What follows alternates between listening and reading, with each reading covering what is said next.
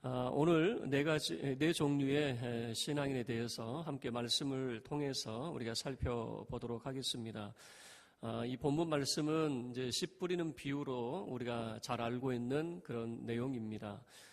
예수님께서 이제 갈릴리 그 호숫가에서 이제 말씀을 가르칠 때 수많은 사람들이 몰려들었습니다. 너무 많은 사람들이 몰려들었기 때문에 예수님께서는 그 사람들을 그 해안가에 앉게 만들고 본인은 조그만 배에 올라타서 배에서 그 해안가를 바라보시면서 이제 말씀을 전하시게 되는 거죠.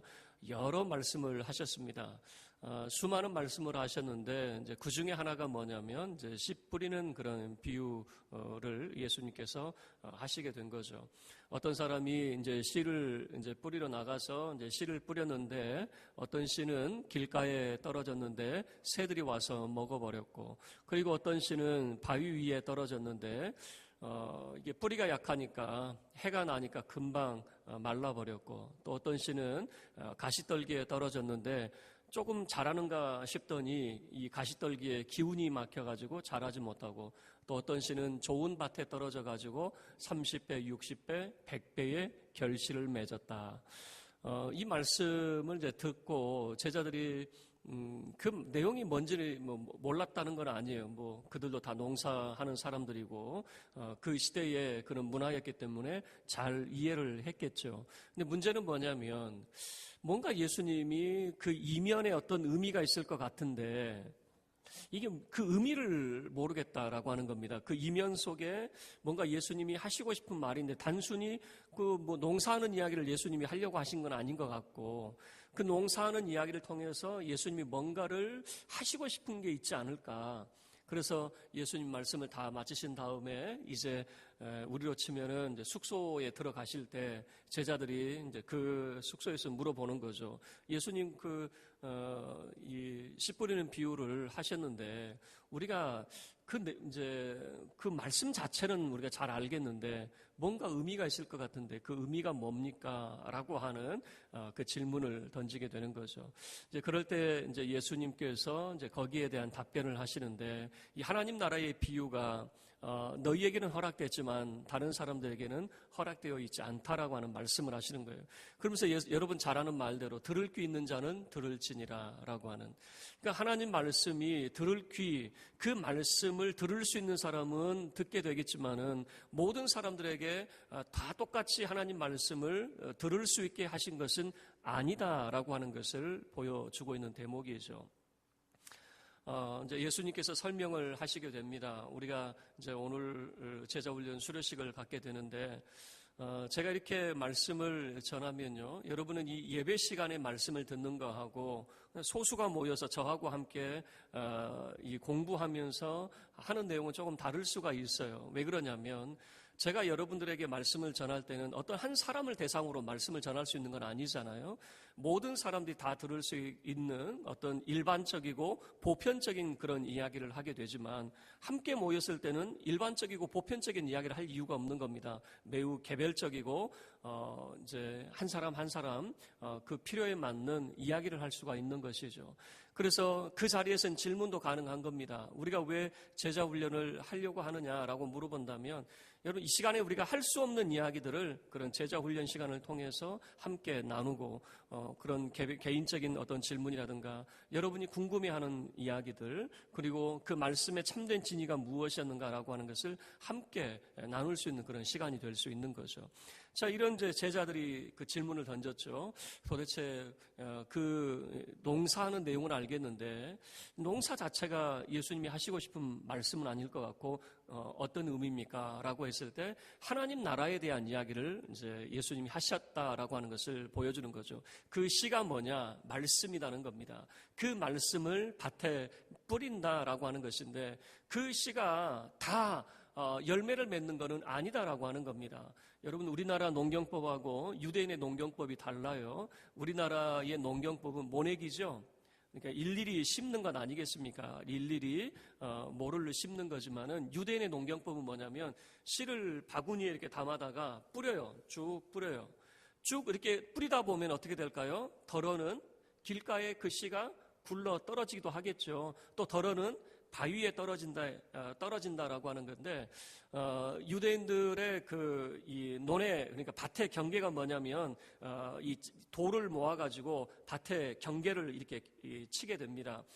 그리고 이제 그 밭의 경계는, 그러니까 돌들이 있겠죠. 이제 오늘 말씀에는 바위로 표현되어 있고, 또 거기다가, 경계는 쳐 있지만은, 농사를 지어놓고 들짐승이 와가지고 그 밭을 다 망가뜨려 놓을 수가 있잖아요. 그래서 거기다가 가시 떨기 그거를 심게 되는 겁니다. 그래서 이 들짐승들이 그 밭을 해치지 못하도록 이제 그렇게 밭을 구성을 해놔요.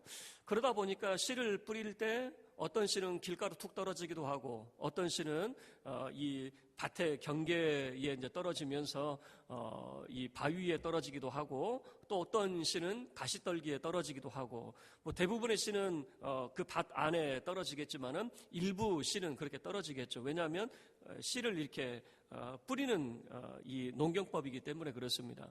예수님이 이렇게 하신 말씀에 대해서 제자들이 이제 몰랐던 건 아니죠. 잘 알고 있었겠죠. 자, 그런데 이 씨가 뭐냐? 하나님의 말씀이란 말이에요. 하나님의 말씀을 모든 사람이 다 똑같이 들어요. 그러니까 예수님께서 이 갈릴리 호숫가에서 배를 타고 계시고, 그리고 해안가에 수많은 사람들이 모여서 그 말씀을 듣고 있는데, 예수님이 말씀을 증거하실 때 모든 사람들이 그 말씀에 다 은혜를 받느냐?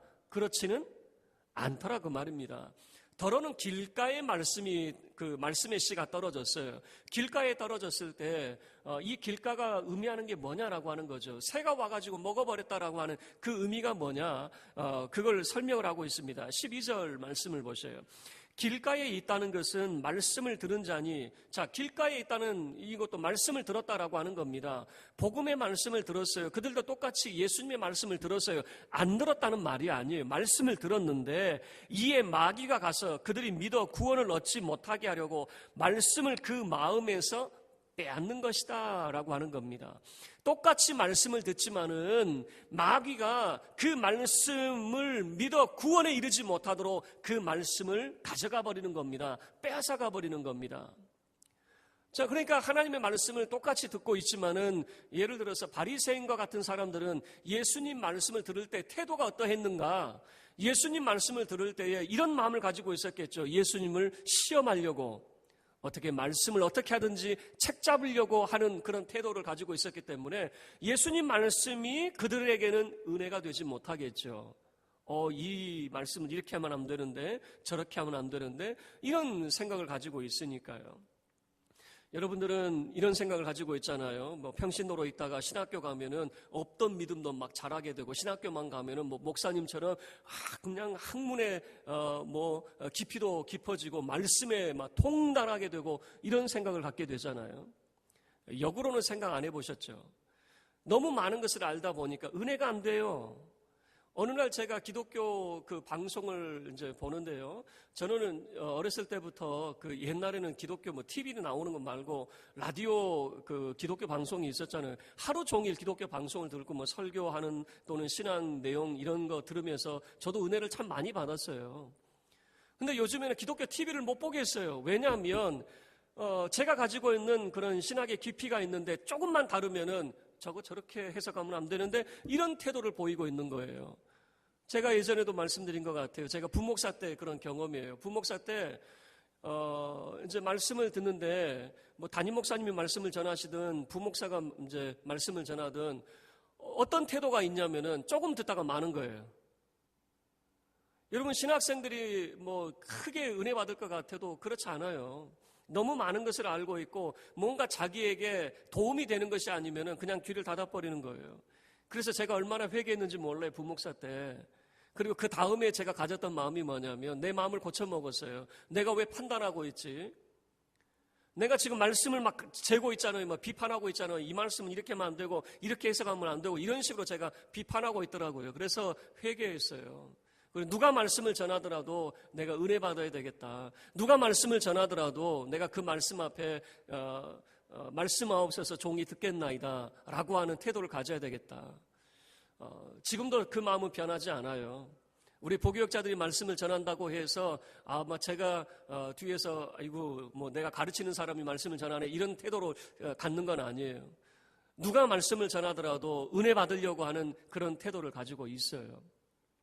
자, 이 길가에 그 뿌려진 말씀이 그에게 전해졌지만은 마귀가 빼앗아 버려. 그러니까 뭐냐면 그 마음속에 구원은 확신이 없는 겁니다. 하나님의 말씀에 대한 은혜 그 자체가 아예 없는 그런 사람이 되는 거죠. 이 사람은 그냥 마귀가 뺏어가 버리니까 그런 거죠. 자, 두 번째, 바위 위에 떨어진 사람이 있어요. 자, 이 사람도 모든 경우가 네 종류 모두가 다 말씀에 관련된 것이고 다 말씀을 들은 사람이라고 생각하시면 돼요. 자, 두 번째 경우는 바위 위에 떨어졌습니다. 문제는 뭐냐면 바위 위에 떨어지다 보니까 자갈 같은데 떨어지다 보니까 뿌리가 깊이 들어갈 수가 없는 건 아니겠습니까? 그래서 해가 뜨거우니까 그냥 뿌리가 약하니까 타버린 거죠. 자, 이 경우가 어떤 경우냐? 예수님께서 해석을 해주십니다. 13절 말씀 보셔요. 13절에 이렇게 해석을 해주십니다. 바위 위에 있다는 것은 말씀을 들을 때에 기쁨으로 받으나 뿌리가 없어 잠깐 믿다가 시련을 당할 때에 배반하는 자요라고 하는 겁니다. 말씀을 들을 때 얼마나 기뻤는지 몰라요. 그 말씀에, 그런 구원 얻는 말씀에 얼마나 기뻤는지 몰라요. 그냥 그 마음속에 환희가 넘쳐나는 겁니다. 세상의 모든 것을 다 가진 정말 구원의 기쁨, 그 구원의 감격을 누린 사람이었어요. 근데 문제는 뭐냐면 뿌리가 너무 약해요. 신앙의 연륜이 너무 약하다 보니까 그런 환란이 닥쳐오니까 쉽게 무너져 버리는 거예요. 처음 신앙을 하시는 분들 가만히 지켜보면요, 얼마나 재밌는지 몰라요. 처음 신앙하시는 분들 한 1년 동안은 막 펑펑 울어요. 아니 별것도 아닌데 막 이렇게 막 울고 있어요. 그래서 목사님 제가 흥분이 되는 거죠. 야, 얼마나 은혜를 받았으면 설교 내내 그렇게 울고 계시는가. 그래서 물어봤죠. 도대체 어떤 말씀이 좋아서 그렇게 울고 계십니까? 그랬더니 몰라요. 내가 왜 우는지 몰라요. 그러는 거예요. 아니, 곰곰이 생각해보니까 그 말이 맞더라고요. 뭐라고 답변하시냐면 저는 성경도 모르고요. 어떻게 기도할 줄도 몰라요. 목사님이 말씀하시는데 어려워요. 목사님 말씀은 어려운데 근데 왜 울죠? 근데 왜 울어요? 라고 물어봤더니 모르겠어요. 눈물이 나요. 그냥 하나님 말씀을 듣고 있으면 나도 모르게 눈물이 나요.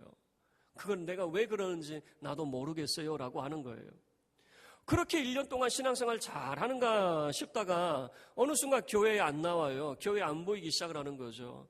그래서 이제 신방을 갔죠. 왜 안 나오십니까? 라고 이제 물어봤더니 그냥 교회에 나오면은 좋은 일이 생길 줄 알았는데 예수 믿는 사람들 보니까 교회 다녀서 자기가 얼마나 복을 받았느냐 이런 이야기에서 나도 교회 나가면 좋은 일이 생길 줄 알았는데 웬걸요. 몸도 아파지고 그리고 하는 일도 잘 안 되고 자꾸 꼬여만 가고 이러니까 마음속에 드는 생각이 뭐냐면은 교회 가니까 이런 일들이 더 생기는 거 아니야? 라고 하는 생각이 들더라는 거죠. 그래서 신신당부를 했어요. 그것만 이겨내면은 정말 좋은 일이 생깁니다. 교회 다니시는 분들이 다 이런 과정들을 다 이겨내고 하나님이 주시는 그 복을 누리는 사람들입니다. 라고 권면을 해주기도 했어요. 여러분, 이 신앙의 뿌리가 약하다 보니까 어떤 이런 외부적인 그런 요인들이 생기면은, 큰 어려움들이 생기면은 쉽게 무너져 버리는 그런 사람들이 있더라라고 하는 것이에요. 우리 신앙인의 삶 속에도 마찬가지 아니겠습니까? 신앙의 뿌리가 약한 사람들이 있어요. 여러분들이 나는 모태신앙이다 이게 중요한 게 아니에요. 내가 수십 년 동안 신앙생활을 하는 게 중요한 것이 아니라 말씀의 뿌리가 약하면 얼마든지 그런 외부적인 환경 속에 쉽게 무너져 버리는 거예요. 그런 외부적인 그런 환경 속에서 정말 조금만 어려움이 생기면은 그냥 우리의 신앙들이 막 흔들려 버리는 거죠. 그래서 우리의 신앙이 결실의 그런 자리까지 나아갈 수가 없는 거예요. 그리고 세 번째 신앙인에 대해서 소개를 하고 있습니다. 어떤 씨가 가시떨기에 떨어졌습니다. 이 가시떨기에 기운이 막혀가지고 더 이상 자라지 못하고 결실하지 못한 경우를 말씀을 하고 있죠. 이 가시떨기가 어떤 경우인가? 자, 14절 보세요. 14절 이렇게 말하고 있습니다. 가시떨기에 떨어졌다는 것은 말씀을 들은 자이나 지내는 중 이생의 염려와 재물과 향락의 기운이 막혀 온전히 결실하지 못하는 자요라고 하는 겁니다. 여러분, 가시떨기에 떨어진 이 씨는 뿌리가 잘 내리긴 내렸어요. 뿌리도 깊이 잘 내렸는데 잘 자라게 됩니다. 뭔가 모양새는 잘 자라는 것 같은데 그 기운이 막혀버렸어요. 가시떨기에 기운이 막혀버렸단 말이에요. 어떤 경우인가 봤더니 이 말씀을 들었지만은 이 생의 염려, 세상에 많은 염려거리가 있잖아요. 뿐만 아니라 향락과 재물의 기운이 막혀버리는 겁니다. 구원의 감격이 어느새인가 세상적인 것으로 싹 바뀌어버린 거죠. 하나님을 알던 그 믿음이 어느샌가 세상적인 것으로 싹 바뀌어버리는 겁니다. 그래서 이 말씀의 그런 결실들을 맺지 못하게 되는 그런 모습을 보여주는 거죠. 우리가 신앙생활하면서 오랜 동안 우리가 이제 신앙생활하면서 하나님 말씀도 알겠어요. 믿음의 그런 경험도 있고 어떤 영적인 그런 체험도 있어요. 그런데 문제는 뭐냐면 우리가 막상 세상에 나가서 삶을 살려고 하다 보니까 부딪히는 일들이 너무나도 많은 겁니다. 그럴 때 우리가 결단해야 될 것이 이제 그런 결단해야 될 순간들이 오는데 신앙을 선택하는 것이 아니라 세상을 선택하게 된다라고 하는 것이죠. 직장에서 우리가 술 마시는 문제도 마찬가지죠. 내가 술을 안 먹겠습니다. 나는 믿는 사람입니다. 라고 자기를 드러내면 좋은데 뭔가 깨림직하거든요. 뭔가 내가 손해볼 것 같거든요. 그러다 보니까 점점 타협하게 되면 거기서 헤어나오지를 못하는 것이죠. 세상과 적당히 타협하면서 살아가는 그런 신앙인의 모습들. 그래서 마치 이런 거죠. 이것도 아니고 저것도 아닌 그런 모습이 돼버리는 이런 가시떨기에 떨어진 그런 모습을 보여주게 되는 겁니다. 여러분, 이 모습이 우리의 모습일 수 있는 것이죠. 우리가 정말 구원의 감격도 있어요. 그리고 그런 영적인 그런 체험도 있어요. 그런다 막상 우리의 삶 속에서 말씀의 결실을 맺지 못하는 이유가 뭐냐라고 물어본다면 염려가 너무 많아요. 내가 교회에서 정말 이렇게 이 교회 일을 내가 헌신하게 되면은 내가 손해보는 것이 아니겠느냐라고 생각하고 내가 좀 더 이 복음의 그런 사역들을 하게 되면 내가 더 많은 어떤 일들을 놓치는 것이 아니겠는가라고 하는 그런 생각들을, 염려들을 갖게 되는 것이고 또 재물과 향락에 빠져버리는 신앙생활 잘 하던 사람이 어느 날 향락에 빠져버리면 헤어나지를 못하는 거예요. 여러분, 늦게 배운 이 도둑질이 정말 사람을 망치는 것 아니겠습니까? 사람이 한번 향락에 빠지게 되면요, 아무리 착한 사람도 향락에 빠지게 되면 헤어나오지를 못하는 거예요. 차라리 젊어서 그런 일들을 했으면 기회라도 있죠. 나이가 들어서 여러분 향락에 빠지면 그 기회도 없어요. 이미 가정을 가진 사람이 향락에 빠지면 도대체 어떻게 되겠습니까? 이런 가시떨기에 떨어진 이 말씀과 같이, 이런 시와 같이 뭔가 이 사람이 구원의 감격이 있고 잘 자라요. 뭔가 신앙인의 모습은 있지만 열매는 없는 그런 모습을 보여주고 있는 것이죠. 그리고 좋은 밭에 떨어졌다. 이게 뭐냐? 여러분, 이 15절 말씀입니다. 15절 함께 읽겠습니다. 시작.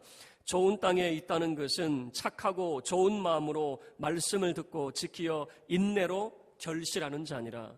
우리는 항상 어떤 밭이 되기를 원하냐면 좋은 밭이 되기를 원합니다. 좋은 밭이 되어서 우리도 30배, 60배, 100배의 결실을 맺기를 원하는 거죠. 여러분, 지금 여기에서 보여주고 있는 것은 뭐냐면요, 이 말씀 보존의 법칙을 보여주고 있어요. 말씀이 뿌려졌는데 말씀이 결실을 맺게 되는 겁니다. 뿐만 아니라 더함의 법칙을 보여주고 있는 겁니다. 말씀의 씨가 하나가 뿌려졌는데 하나만 결실하는 것이 아니라 30, 60, 100이라고 하는 더 많은 결실을 더함의 그런 역사들을 보여주게 되는 거죠. 다시 이야기하면 좋은 밭에 떨어졌을 때 하나님이 우리에게 기대하시는 것은 무엇이냐면 말씀이 우리 속에 심겨져서 그 말씀의 결실들이 30배, 60배, 100배의 결실들을 나타내기를 원하고 계신다라고 하는 거죠. 여러분, 농부가 제일 싫은 게 뭐겠습니까? 하나를 심었는데 하나만 맺어요? 그걸 기대하고 씨를 심는 사람이 어디 있습니까? 참 놀라운 것은 이 좋은 밭에다가 심기만 하면은 하나를 심었는데 100배의 결실을 맺는, 이게 바로 농부가 기대하고 소망하는 바가 아니겠습니까? 자, 그런데 어떻게 했을 때 이런 좋은 더함에 30배, 60배, 100배의 결실을 맺게 되느냐? 좋은 밭이니까, 마냥 좋은 밭이니까 그게 아니에요. 이미 말씀 속에 잘 나타나 있어요. 어떤 과정을 거치고 있었는가라고 하는 것을 잘 보여주고 있어요. 자, 15절 다시 한번 쪼개서 보세요. 착하고 좋은 마음으로 라고 하는 거예요. 착하고 좋은 마음으로. 여러분 그 마음 속에 주여 말씀하옵소서 종이 듣겠나이다 라고 하는 사모하는 마음으로 말씀을 대하는 그런 마음의 그 상태가 있는 것이죠. 하나님의 은혜를 사모하고 오늘 하나님께서 내게 어떤 말씀을 주시겠는가, 그 말씀을 대하는 착하고 좋은 마음이 필요하다라고 하는 것이죠. 성도 여러분들 가만히 보면요, 말씀을 대할 때 어떤 태도를 가지고 있냐면 다 베드로 같은 태도인 거예요. 무슨 말이냐면 예수님께서 베드로에게 말씀하셨죠. 깊은 물에 가서 그물을 내려라. 그러면 말씀을 듣는 사람들이 어떤 태도를 가지고 있냐면 저건 베드로에게 주신 말씀이지 나하고는 아무 상관없어. 그물을 내려야 될 사람은 누굽니까? 내가 아니라 누구라고 생각하는 거예요? 베드로라고 생각을 하는 거죠. 하나님의 말씀을 여러분이 이런 식으로 대하고 있다 그 말입니다. 하나님 말씀을 들을 때 다 베드로 할 일이지 내가 할 일이 아니야 라고 하는 거죠.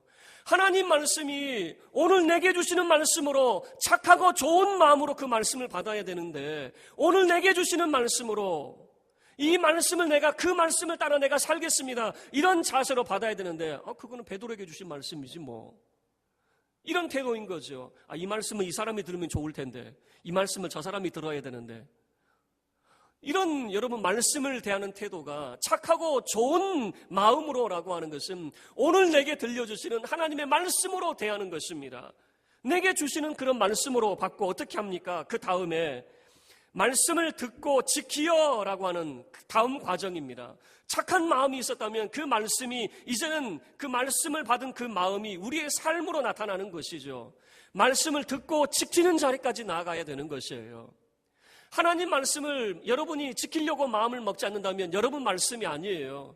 그냥 목사님이 전해준 좋은 말씀이지 여러분에게 들려주신 하나님의 말씀은 될 수가 없는 거죠. 그 말씀대로 여러분이 듣고 지키어 살아내려고 할 때 여러분의 말씀이 될 수가 있는 것이죠. 바로 이 두 번째 과정인 듣고 지키어의 과정이 있어요. 그 다음 과정, 무슨 과정이 있습니까? 인내로 결실하는 과정이 나타나게 되는 것이에요. 인내의 과정이 없으면 결실의 과정까지 나아갈 수가 없는 거예요. 그래서 착하고 좋은 마음, 그리고 그 행실이 듣고 지키는 행실, 그리고 오랜 시간을 인내로 결실하는 과정, 이 모든 과정이 필요한 것이죠. 이게 좋은 밭에 떨어진 말씀의 씨에 대한 이야기였어요. 그냥 밭이 좋으니까 저절로 자라난다가 아니었어요. 착하고 좋은 마음으로 말씀을 대하고, 그리고 그 받은 말씀을 듣고 지키는 자리까지 나아가고, 그리고 우리의 삶 속에 말씀을 우리가 지키려고 하면 얼마나 어려운 문제들이 많이 생겨나는지 몰라요. 수많은 우리의 삶 속에서 부딪히는 그 일들을 인내로 견디어내어서 그 말씀이 우리 삶 속에서 열매로 나타나게 하는 것, 이게 바로 하나님의 말씀의 씨가 좋은 밭에 떨어진 씨라고 하는 것을 보여주고 있는 것이죠. 이런 말씀을 들을 때 또 우리가 생각해야 될 것이 바로 이런 태도예요. 오늘은 내가 잘 못하겠지만은 다음에는 잘할 거야. 여러분, 제일 믿지 못할 사람이 누구냐면 다음에 잘한다는 사람인 거 아시죠? 다이어트 하는 사람들이 실패하는 이유가 뭐죠? 다음부터. 오늘은 조금 먹고 다음부터. 여러분, 이런 마음 가지고 있는 사람들은 절대 성공할 수가 없어요. 지금 이제 수능을 치르는 학생들이 이제 대입 그 과정을 다 이제 지금 진행 중에 있잖아요. 그리고 이런 마음을 갖는 친구들이 있어요. 내가 재수하면 다음에는 더 잘하겠지라고 생각하는데, 재수한다고 해가지고 성적 많이 오르는 경우가 없어요. 자기가 정말로 독하게 마음 먹고 준비하지 않는 한은 성적이 안 올라요. 왜 그런지 아세요? 그의 삶의 태도가 변하지 않는 이상 그 삶의 태도가 그대로 그 다음에도 똑같기 때문에 점수가 오를 일이 없어요.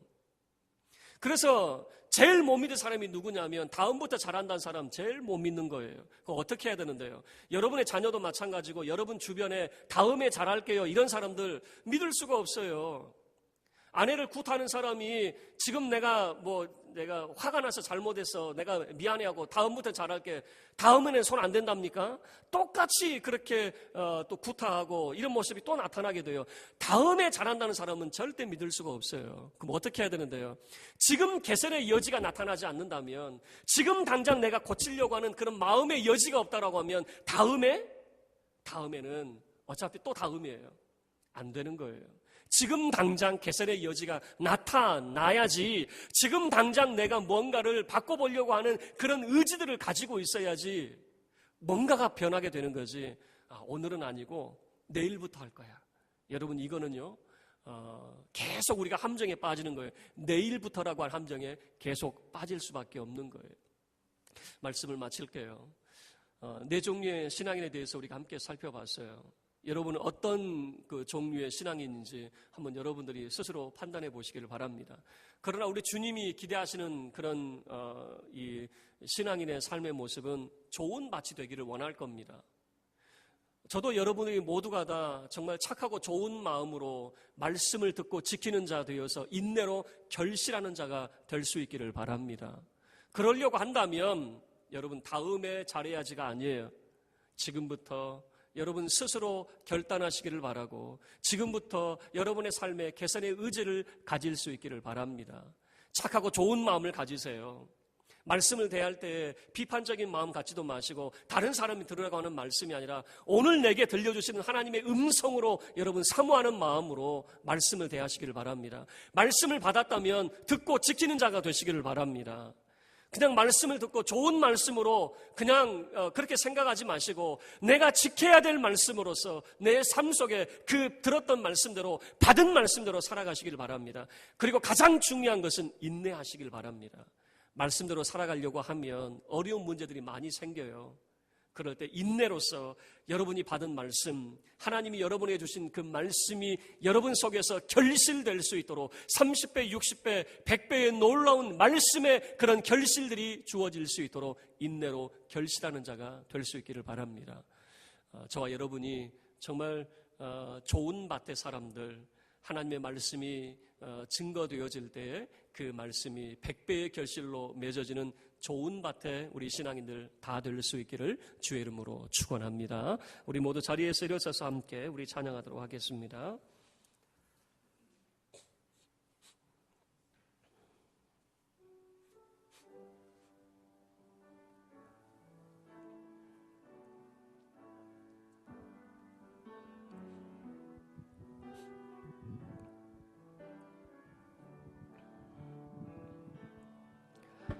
나 무엇과도 주님을 바꾸지 않으리. 다른 어떤 은혜 구하지 않으리.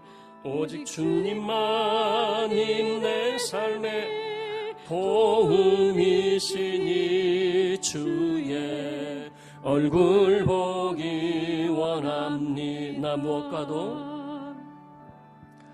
나 무엇과도 주님을 바꾸지 않으리.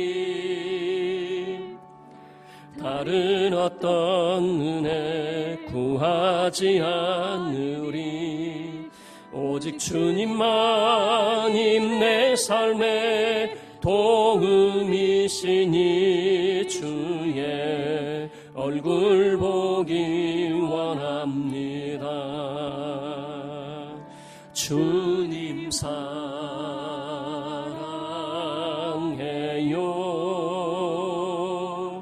온 마음과 정성 다해 하나님의 신실한 친구 되기 원합니다. 주님 사랑해요. 주님 사랑해요.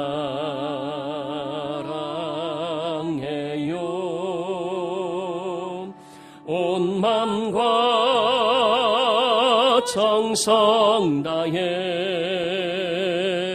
하나님의 신실한 친구 되기 원합니다. 아멘.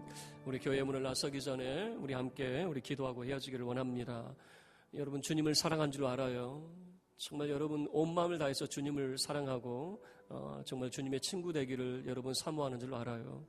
그러나 우리가 말씀을 대하는 태도가 어떠한지 우리 자신을 돌아보시기를 바라고 착하고 좋은 마음으로 말씀을 듣고 지키어 인내로 결실하는 자 될 수 있기를 우리 다 같이 우리 주여 간절히 한번 외치고 함께 기도하겠습니다.